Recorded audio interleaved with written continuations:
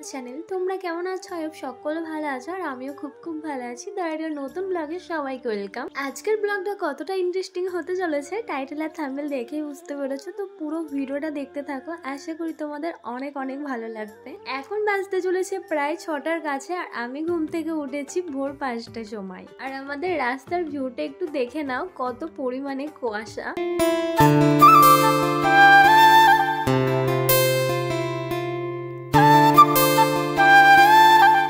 আমাদের ছিল 7:02 ট্রেন। আমরা কিন্তু স্টেশনে পৌঁছে গেছি। আর কোথায় যাচ্ছি সেটা তো তোমাদের এখনো বলা হয়নি। আমরা আজকে সকলে মিলে চললাম নৈহাটির বড়মার কাছে। সত্যি কথা বলতে আজকে আমি ভীষণ খুশি, কারণ অনেক দিনের ইচ্ছে ছিল বড়মার কাছে যাওয়ার, গিয়ে পুজো দেওয়ার। বাট আজকে ফাইনালি সেই দিনটা চলেই আসলো। আর তোমাদের তো বলাই হয়নি, বাড়ির সকলে মিলে বলতে তোমাদের দাদাভাই কিন্তু যাচ্ছে। এতক্ষণ ওকে দেখাতে পারেনি, কারণ আমরা চলে এসেছি এখন নৈহাটি। আর ও যেহেতু এখন ব্যারাকপুর থানায় থাকে, তাই নৈহাটি থেকে ব্যারাকপুর বেশি দূর না, তাই একসঙ্গে সবাই মিলে পুজো দেব। আর এখানে দেখো মাকে পুজো দেওয়ার জন্য ঠিক কতটা বড় লাইন পড়েছে। অ্যাকচুয়াল যারা নৈহাটিতে বড়মার কাছে পুজো দিতে এসছো তারাই জানবে যে নৈহাটিতে কত বড় লাইন পড়ে মাকে পুজো দেওয়ার জন্য। আর এখন আমরা চললাম গঙ্গায় স্নান করতে, যেহেতু বাড়ি থেকে স্নান করে আসিনি, গঙ্গায় স্নান করবো বলে। আর তোমাদের দাদাভাই কিন্তু স্নান সেরে এসছে। আর এই যে দেখো আমার শাশুড়ি মা, আমি ভিডিও করছিলাম বলে একটু হেসে দিল। তো যাই হোক, আমি কিন্তু ড্রেসটা চেঞ্জ করে ফেলেছি স্নান করব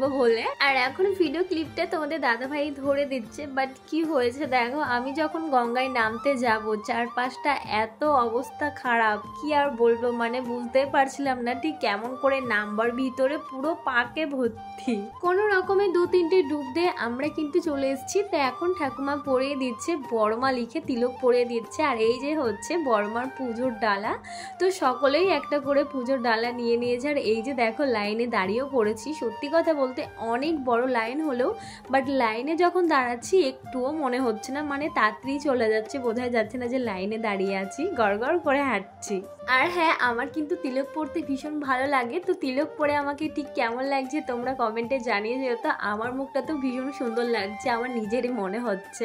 আর এখন আমরা কিন্তু ভিতরে চলে এসেছি অত বড় লাইন দেওয়ার পর। তো এখন শুধু বড় মায়ের মুখটা দর্শন করা বাকি। তো ফাইনালি বড় মার কাছে চলে এসেছি। আর সত্যি কথা বলতে বড় মার মুখটা দেখেই চোখে জল চলে এসছে। সত্যি কথা বলতে অনেক দিনকার ইচ্ছে ছিল বড় মার কাছে আসার। তো আজকে মনের বাসনাটা পূর্ণ হলো। আর বড় মার কাছে মন থেকে যেটা চাই সেটাই নাকি বড় মা দেয়। তো যাই হোক, আমরা কিন্তু পুজো দিয়ে বাইরে চলে এসেছি। আর এখন বাজে প্রায় 10:30 থেকে 11টার। এখানে তোমাদের দাদাভাই নিচ্ছে বড় মার ফটো। আমি বলছি যখন এসেছি বড় মার ফটোটা একটা নিয়ে যাবোই। তো এই যে দেখো এই ফটোটাই আমার পছন্দ হলো, ওটাই প্যাক করে দিতে বললাম। এবার খাওয়া দাওয়া করে ট্রেনে উঠে পড়বো আর তোমাদের দাদাভাই চলে যাবে। তো চলো বাড়ি গিয়েই দেখা হবে একবারে।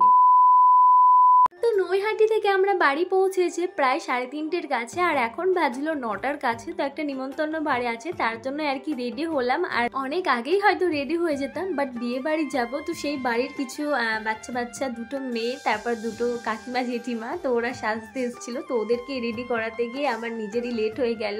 তো আমার মেকআপ লুকটা কেমন লাগছে অবশ্যই জানিও। আর মেকআপ করতে করতে তো তোমাদের সাথে একদমই শেয়ার করা হলো না, না ছাড়া আবার হয়তো দেরি হয়ে যেত। তাই ভাবলাম চলো একবারে রেডি হই, তোমাদের সাথে দেখা করা যাক। তো এই যে দেখো আমি কিন্তু বিয়ে বাড়ি চলে এসেছি। বর যেহেতু চলে এসছে তার জন্য কনে ঘরে উঠে চলে গেছে। তো চলো কনেকে আগে দেখিয়ে আসি তোমাদের। আর এই হচ্ছে বাইরে সবাই বসে আছে, আর এই হচ্ছে কনে।